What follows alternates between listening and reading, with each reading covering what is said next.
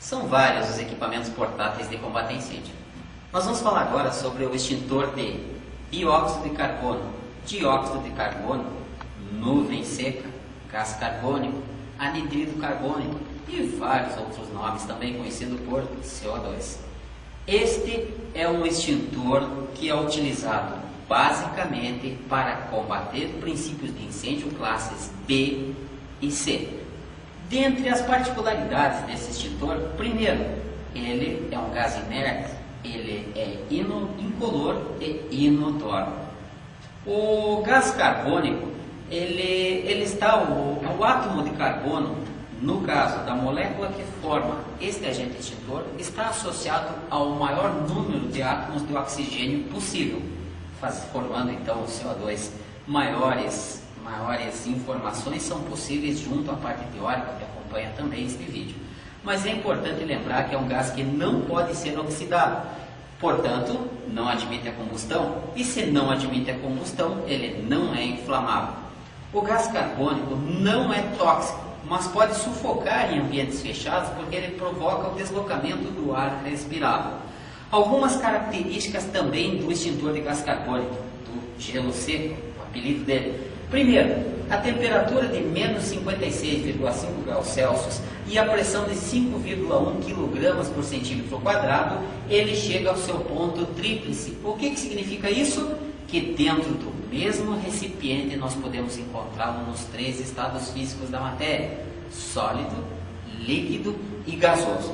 Passando dessa temperatura até a temperatura de 31 graus Celsius positivos, ele pode ser encontrado nos estados líquido e gasoso. Acima dessa temperatura, nós já vamos encontrar ele somente em estado gasoso, desde que seja em recipientes fechados. Muito bem, vamos dar uma repassada agora nas classificações dos incêndios e em que classes este equipamento portátil serve. Vamos lá. Classe de incêndio A, materiais sólidos fibrosos, queimam superfície e profundidade. Portanto, este gás não pode ser utilizado para combater princípios de incêndio classe A, onde esteja queimando em profundidade. Ele não tem em suas propriedades a característica de penetrar nesse material. Em princípios de incêndio classe B, líquidos inflamáveis, ele é muito bom, só que ao a gente combater esse princípio de incêndio líquido inflamável, nós vamos apagá-lo e tanto o líquido quanto o recipiente continuam com uma temperatura elevada e pode eventualmente haver atingido a sua temperatura de ignição. O incêndio pode reiniciar. O que eu devo fazer então? Complementar o trabalho com o extintor de água pressurizada, molhando o líquido e o recipiente, ou continuar utilizando o extintor de gás carbônico por mais tempo para resfriar tanto o líquido inflamável quanto o recipiente. Apesar de ele ter uma temperatura relativamente baixa, ele tem um pequeno poder de resfriamento. A sua ação principal é por abafamento. E como já foi comentado anteriormente, ele provoca o deslocamento do ar das proximidades do material que está queimando, impedindo o contato do oxigênio com o material que está queimando, quebrando assim um dos lados do tetraedro do fogo. Né? Se a gente for considerar então que ele age também por resfriamento, se bem que em menor proporção, então ele quebraria dois lados do tetraedro. É um agente extintor bastante utilizado por motivos que são fáceis de se considerar. Veja só alguns exemplos. Se eu utilizá-lo em algum material que eu queira reaproveitar, é possível, porque ele não deixa resíduo.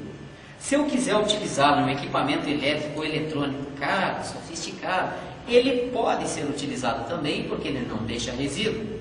Outro detalhe importante sobre o extintor de gás carbônico, dióxido de carbono, gelo seco, nuvem carbônica ou CO2, ou outros nomes que a gente pode dar para esse equipamento, é que este é o extintor mais utilizado para princípios de incêndio classe C, podendo ser utilizado em princípios de incêndio classe B, e conforme se nota a ausência nem sua especificação técnica, não é recomendado para princípios de incêndio classe A.